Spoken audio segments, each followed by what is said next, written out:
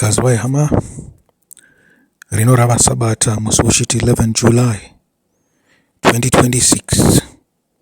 Ndinovimba kuti makaita vhiki rakanaka. Mwari akakuropafadzai, akakuchengetai, akaita zvakanaka kuti tikwanise kunge tichipinda zvakare tose pamwe chete, nyama nomweya zvichiri pamwe. Pachidzidzo chapera takataura pamusoro pezvingwa zvishanu, tichizvitaurawo panani pane kupuwa zvokudya kwevane zviuru zvishanu. Tikataurawo pamusoro peIshe weSabata, asi takanga tisina kupedza, takanga tichingomhanya. Zvino nhasi tichati pindei zvishoma, tichingoda kuzadzisa zvimwe zvinhu zvatakanga tisina kutaura. Tozopinda muchidzidzo chanhasi. Takati isu kunzi Jesu ndiye Ishe weSabata ari manzwi ekuturikira. Muri kuzvinzwa? Manzwi ekuturikira. Pakanzwa muchinzi Jesu ndiye Ishe weSabata, manzwi ekuturikira. Nekuti vari kuti Jesu akataura akati iye ndiye Ishe weSabata. Izvo hatizvirambe, tinozvigamuchira chaizvo, tinozvida. Nekuti Jesu ndiye wakaita Sabata kuti riverei roRugare. Naizvozvo tinomuti kana ari kunzi Jesu ndiye Ishe weSabata, tinoti Jesu ndiye Ishe weRugare. Chinhu chakanaka chaizvo. Muri kuzviona? Asi ndizvo zvaireva zvoga here? Ngatinzwei titange taverenga, nekuti vamwe vangadai vasingazivi kuti tiri kutaura pananiko. Tiri kutaura pana Marko 2. Ndo patakapedzisira Marko 2 kubva pavhesi 23 zvikanzi mumwe musi weSabata Jesu akanga achipfuura nomuminda yezviyo. Tikataura nazvo izvo. Uye vadzidzi vake vakanga vachifamba naye, vakatanga kutanha hura dzezviyo. Tikataura pamusoro pazvo izvo. VaFarisi vakati kwaari, tarirai seiko vachiita zvisingatenderwe nomusi weSabata. Amen. Takataura pamusoro pazvo. Ndinofunga kuti takataura pamusoro pazvo. Zviri kunzi seiko vachiita zvisingatenderwe pamusoro pehura wezviyo zvavaitana. Vachiita sei? Vachikwiza nokudya. Muri kuzvinzwa kaizvo? Zviyo izvi zviri kutaurwa izvo zvakafanana negorosi. Gorosi kana tarigadzira zvakanaka, nyangwe nehufu chaiwo tinogadzirisa chimodho. Naizvozvo gorosi rinogadziriswa chingwa. Muri kupaona kapo? Tadzokera futi kunyaya yedu yevhiki rapera yokupuhwa kwezvingwa zvishanu kune vane zviuru zvishanu. Chakakosha panyaya iyoyo, zvingwa zvishanu. Zvikanzi pakanga pane hovewo futi. Hove kutaura kwavanhu. Hatina kunge tazvitaura izvo zvandifunga takazvitaura. Kutaura kwavanhu, nokuti vanhu vakaita sehove. Muri kuzvinzwa? Muri kurangarira paye Jesu achidana vadzidzi vake vokutanga, akati ndinokudzidzisa kuti muite se muraure vanhu. Muri kupanzwa? Vanhu vakaita sehove. Vanotoda kuita kuraurwa. Zvino kana zviri kunzi vanhu vakaita sehove, vanotoda kuraurwa. Hove idzi dzangofananawo nehove dziri kuraurwa idzi. Muri kupanzwa? Ndivo vaprofita venyu, ndidzo nhoroondo dzenyu, ndiwo hungwaru hwenyu. Zvinhu zvose zvaitaurwa mukati meBhaibheri rakare reOld Testament. Muri kupanzwa? Amen. Toendera mberi, tabva ipapo. Zvikanzi vaFarisi vakati kwaari, tarirai seiko vari kuita zvisingatenderwe nomusi weSabata. Sabata rakakosha, Sabata ridzvene. Naizvozvo zvinhu zvose zvinofanirwa kubatwa nohutsvene pazuva reSabata. Muri kupanzwa? Ngazviyeko pasi pano sezvazviri kudenga. Kudenga kune tsvina here? Hakuna tsvina. Naizvozvo utsvene, kana Ishe ari pano, kana tichiti Sabata, izuva rakasarurwa naMwari, zuva raMwari, rinofanirwa kubatwa noutsvene. PaSabata pane rugare, pane nyasha, pane tsitsi, pane rudo, pane kururama noutsvene. Rupanzwa? Naizvozvo zvinhu zvinopesana naizvozvo zvandataura izvo hazvitenderwe pamusi weSabata. Asi pamusoro pechiitiko ichi, kutanha hura dzezviyo, zviri kureva kunzi vanhu ava vakapinda mumagwaro aMwari, vakatanga kuabata, vachiita zvavanoda, ivo vasina zivo, vasina kudzidziswa pamusoro pamagwaro aMwari. Muri kupanzwa kapa? Zvinhu zvakanga zvakasiyirwa vaprista nekuti ndivo vaiziva, ndivo vakadzidza kubva pauduku hwavo, vakakudzwa mazviri kuti vagozvipa kuvanhu. Vaprista havana kumboziva kuti chinangwa chavo chakanga chiri chekuti vaite munhu wose somuprista savo. Vakafunga kuti takangotsaurirwa zvinhu izvi, saka isi takakudzwa, tinodiwa naMwari, ava vadiwa, ava vakangora. Makatoona vana vavo vakangokura vachiti vamwe vanhu vose ava masaskamu, havana basa ava, vakaora, isu ndisu takasarudzwa naMwari. Kana uri mwana womufundisi, hazvirevi kuti uri mufundisi. Kana uri mwana wepresident, hazvirevi kuti uri president. Kana baba wako ari chiremba, hazvirevi kuti iwe waachirembawo. Kunyanya ana chiremba vemuzvipatara izvi, mumahospitoro edu, mumaziva ndadzoka,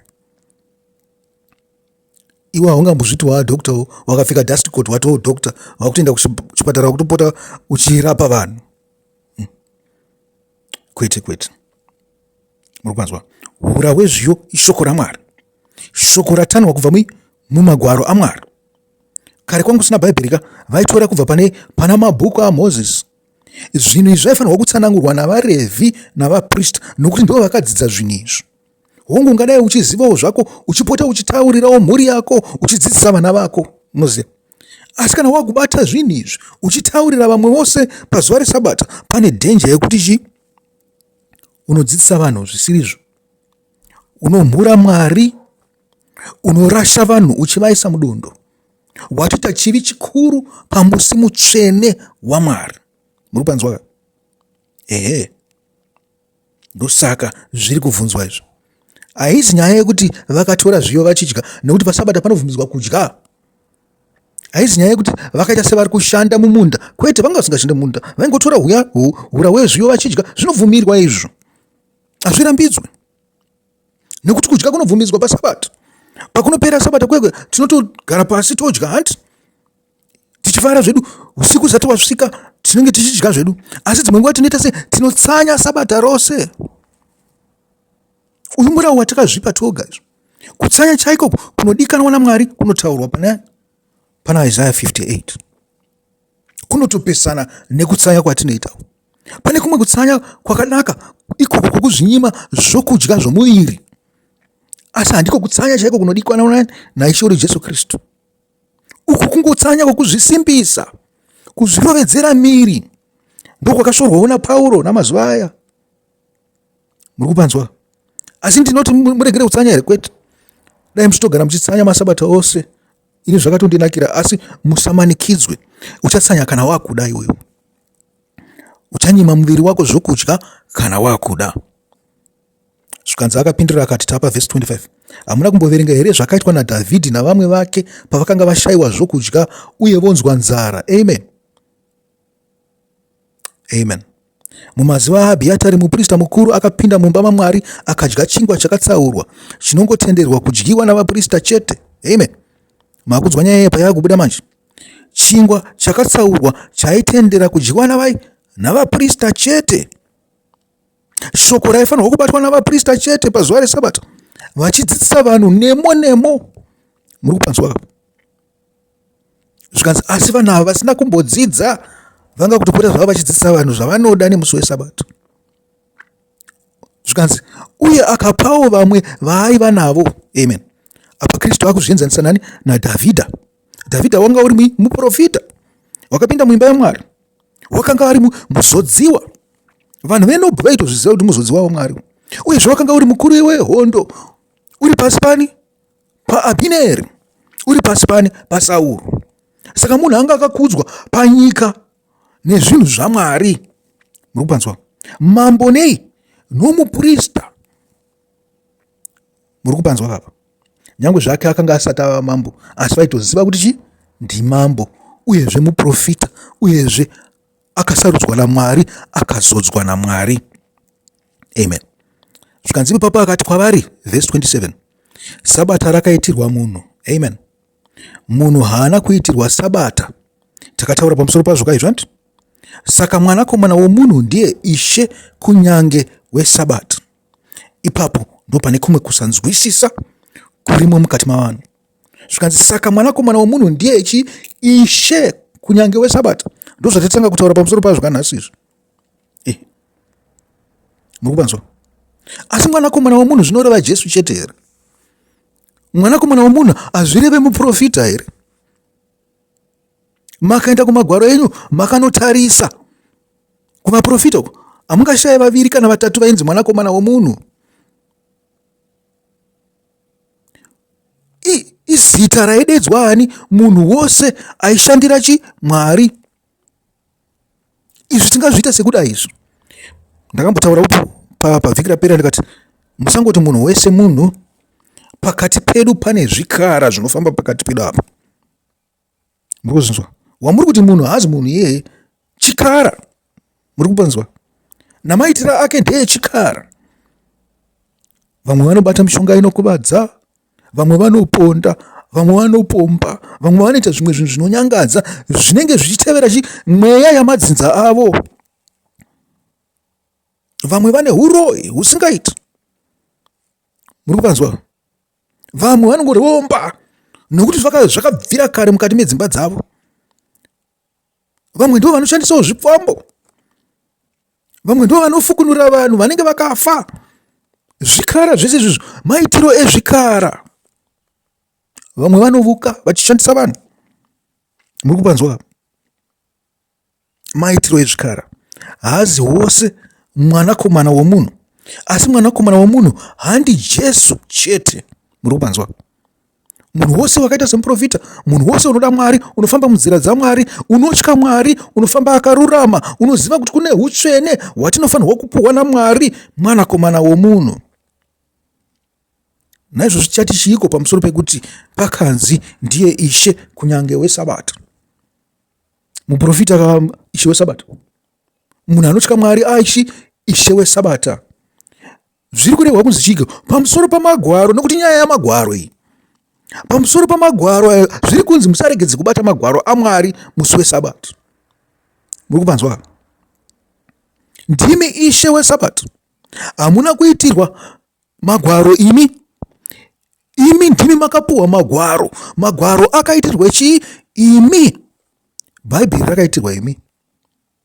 Saka muchiona vamwe vachishingaira kuribata Sabata yose. Muri kunzwa? Kanguva kadiki vaimba, kanguva kadiki vanamata, kanguva kadiki vapinda mumagwaro, kanguva kadiki vazviparidzira vari voga. Vanhu vazhinji vanozviparidzira vari voga. Sabata rakanaka nekuti izuva rakatsaurwa naMwari. Tinoziva kuti utsvene hwaMwari huri pedyo, nomweya waMwari uri pedyo. Saka tikaita zvaanoda Mwari, mweya waMwari hangatandidze kutitsanangurira kuti magwaro aya ari kuti chii. Haungatadze kutiudza kana chiprofita chirimo mumagwaro. Haungatadze kutiudza zvekare zvakamboitika zvatisina kuona, zvisina kana ani muJudha kana ani weIsraeri anoziva, haangatadze kutiudza. Nokuti anozviziva. Zvinhu zvose izvo zvakaitika mweya muchena aripo. Zvakaitika Ishe wedu Jesu Kristu aripo. Nokuti paya akasumudza ruoko akati Abrahama asati apo, ini ndakanga ndavapo. Asi nyaya iyi yeBhaibheri inotaura zvizhinji zverudzi rwaAbhurahama. Muri kupanzwa? Ndo zvakazara mumagwaro eBhaibheri. Zvikanzi wakanga aripo kubva pakutanga nyika ichisikwa. Nengiro dzakanga dziripo, saka hatingashaye zvinhu izvi. Asi chikuru chatinoda pamagwaro ndechekuti anomboreve chii, kuti zvitivake isusu tisimbiswe. Tisangofamba tichiti peya tichiti tiri maKristu isu tisina kusimba. Ngatifambe takasimbiswa nezvinhu zvaMwari. Amadiwa, ndinofunga kuti dzimwe nguva zvinhu zvingori zvipfupi zvakanaka. Muri kupanzwa apa? Jesu ndiye shoko razvokwadi, ndiye mwanakomana wemunhu, ndiye Ishe weSabata, kuti zvizadzikiswe zvakataurwa paya pamagwaro aya okutanga kunana Isaiah, muprofita Isaiah, zvichinzi pamusoro pake. Makaenda pachapter 9 verse 6, zvikanzi nokuti takazvarirwa mwanakomana, zvinonzi takazvarirwa mwana, takapuwa mwanakomana, umambo huchava pafudzi rake, zita rake richanzi unoshamisa, gota, Mwari une simba, baba wokusingaperi, muchinda worugare. Kukura kwoumambo hwake nokurugare hazvina magumo, agare pachigaro choushe chaDhavhidhi napaushe hwake, ahusimbise, ahutsigire nekururamisira nokururama kubva zvino kusvikira panguva isingaperi. Kushingaira kwaJehovha wehondo kuchazviita izvi. Amen. Amadiwa, iri shoko rataurwa pana Isaiah 9 harina kutaurwa Ishe wedu Jesu Kristu, rakataurwawo pamusoro pedu. Tinozvitsigira nokuzvisimbisa neshoko raMwari. Ndingadzokerodza zvakare manzwi akakosha aripo andida kuti mubatisise. Zvikanzi mambo weRugare, amen. Mwanakomana, amen. Imi muri vanakomanawo, nyange muri vakadzi muri vanakomana vaMwari. Nekuti kuna Mwari uko hakuna murume kana mukadzi, hakuna kuroorana, hakuna baba kana mwana, tose takafanana, tiri varanda vaMwari, vanakomana vaMwari. Vaningi navani vaIshe wedu Jesu Kristu. Zvikanzi umambo huchava pafudzi rake. Umambo hwokudenga ndohupiko? Andika ndoshoko raMwari, ndiyo murayiro yake nesimba rinouya neshoko raMwari. Ndori kunzi umambo huchava pamafudzi enyu. Muri kuzvinzwa? Sabata rinokuita kuti umambo huve pedyo nemi. Izuva dzvene raMwari. Muri kupanzwa kapo?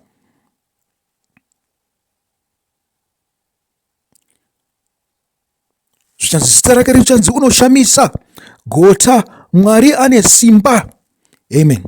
Baba vokusingaperi, muchinda worugare, amen. Matitles ose anouya pamuri nokuna kwani kwaIshe wedu Jesu Kristu. Anouya kwamuri nokuda kwokuti munoita saIshe wedu Jesu Kristu, muchave chimiriro chaIshe wedu Jesu Kristu pasi pano.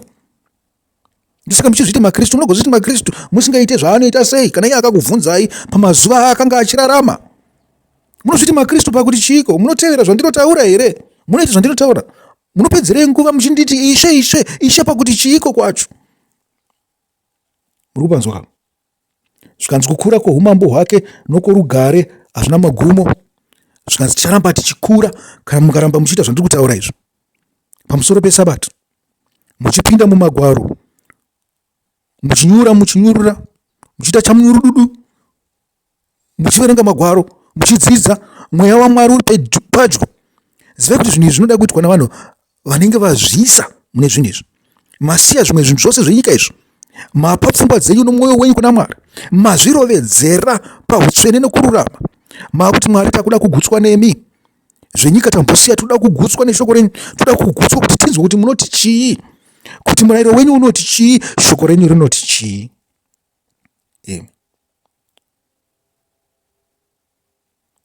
Zvikanzi agere pachigaro choushe chaDhavhidhi napaushe hwake. Muri kupanzwa apa? Chigaro choushe chani? chaDhavhidhi. Chigaro choushe chaDhavhidhi ndechechiko? Ndechei uprista nehuchi nohuprofita, ndechemutemo, mirayiro neshoko raMwari. Zvikanzi munhu haangararami nomurayiro chete, asi neshoko rose rinobuda kubva pamuromo waMwari. Zvichireva kuti Mwari hasati apedza kutaura, achativaka isu tigoita dzimba, tigoita vaKristu. Zvichienda nekuita sei? Nokushingairira kwatinoita nezenze redu pamusoro pezvinhu zvaMwari. Muri kupanzwa? Mumwe akaita zenze, akapuhwa nzvimbo yake naMwari, akapuhwa musha wake naMwari, ndianiko? Muchiri kurangarira zvakaitika paShitimi, vaIsraeri pavakabuda kubva muIjipita, panyaya yeupombwe navakadzi vechiMidhiani, varume vaIsraeri vakaona bonde rakanga rakachipa, vakati izvi mabonde izvi ndo zvatinoda, especially nenyama nyowani iyi. Vakadzi ava varonaka ava, vakapota vakunopfugamira zvifananidzo zvimwari zvavaMidhiani kuti vangorara nazvo, nokuti ndo wakanga uri muripo wacho wokuti uite mubonde nemukadzi. Zvikanzi vachidya zvakateketerwa kuzvimwari izvozvo, vakazvisvibisa. Mwari akarova vanhu nedenda. Asi mwanakomana waAroni wakanga achinzi ani? Pinehasi, mwanakomana waEreazari. Zvikanzi akaona mumwe munhu achiita panguva iyoyo, zvebonde izvo achitobva vanhu vakaungana vachichema kuti vari kufa nedenda nokuda kwokutadza kwavari kuitira Mwari. Zvikanzi mumwe akatouya zvake nemukadzi wake waakanga atora kwavaMidhiani, akanopinda mutende rake akatotanga kuita sei zvavanga vangojaira kuita. Zvikanzi akatora pfumo akamutevera akanomubaya nepadumbu. Zvikanzi pfumo rakapinda nekumusana kwake rakapuda nekumusana kwomukadzi akanga ari pasi pake. Zvikanzi vakafa, asi Mwari akamuropafadza, akamuitira imba yake, akaita sungano naPinehasi. Zvida munoti Phineas kana kuti asi zvinonzi Pinehasi. Anonzi aniko muchirungu andinyasozita racho kuti anonzi, asi anga ari mwanakomana waErias. Ndokutadza kuribuditsa charo zvakanaka nechirungu. Mwari akaita chitenderano sechaakaita naAbhrahama naPinehasi. Zvikanzi hakuna mwana wako achatadza kugara pachigaro chouprista. Akaitirwa imba yake yeuprista naMwari. Izenze iroro. Saka muzenze ramunotora pamusi weSabata zvichida richavakawo rimwe zenze rekuti mazuva ose munenge musingabve pamagwaro aMwari, munenge musingabve pakuda kuitira Mwari zvakanaka, pakuda kufamba munzira dzakanaka, nyangwe muri mukati mamatope, mumadhaka enyika amunozviwana muri, nokuti nyika yaipa nezvakawanda zvayo zvakaipa. Haichaziva kuti iri kuenda kumusoro kana kuzasi, iri kuenda mberi kana shure. Vanhu vakungotenderera sezvidzoi nohuipi hwavo. Muri kupanzwa? Asi Mwari anokuitira imba kana une zenze, kana uchishingairira pazvinhu zvaMwari.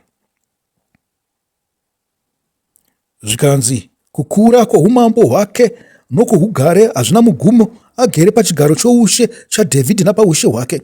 Mucharamba muchiwedzerwa pakuziva, paungwaru, pauchenjeri, pakunzwisisa, pamabasa amunobata namabasa anokutevererai akataurwa naIshe wedu Jesu Kristu achange aripo, kwete ekurombera ari kuitwa navamwe vaprofita vatinoziva. Muri kuzvinzwa? Ausimbise, autsigire nokururamisira nokururama kubva zvino kusvikira panguva isingaperi. Kushingaira kwaJehovha wehondo kuchazviita. Amen. Zvichida nemusi wesvondo tichapedzisa zvedu tichipinda mune mamwe magwaro asati taura pamusoro pawo panyaya iyi. Asi zvazvino ndinoti Mwari ave nemi, aropafadze vhiki pamberi penyu, aropafadze neSabata irori, akusimbisei, akutsigirei, muve vanhu vakazara nekururama nokururamisira nouchenjeri hwaMwari nezivo nenzwisiso, muchibata zvinhu zvaMwari pazuva reSabata, zvinhu zvaMwari zvinokosha, zvine utsvene, zvakarurama, kuti muvakwe sedzimba dzouprista dzakasiyana-siyana dzine betsero, zvinhu zvose zvaiswa pamwe chete zvinobatsira nyika yedu kuti iende mberi. Hama dzangu, Mwari akuropafadzai, akuchengetei imi nemhuri dzenyu nehama dzenyu, nouprista hwenyu ngaufambe mukati mehama dzenyu, mukati memhuri dzenyu, mukati memabasa enyu, munharaunda dzamunogara. Tigosangana zvakare zvichida nesvondo kana muchida, asi kana tikatadza tichaonana pavhiki rinotevera. Chisarai.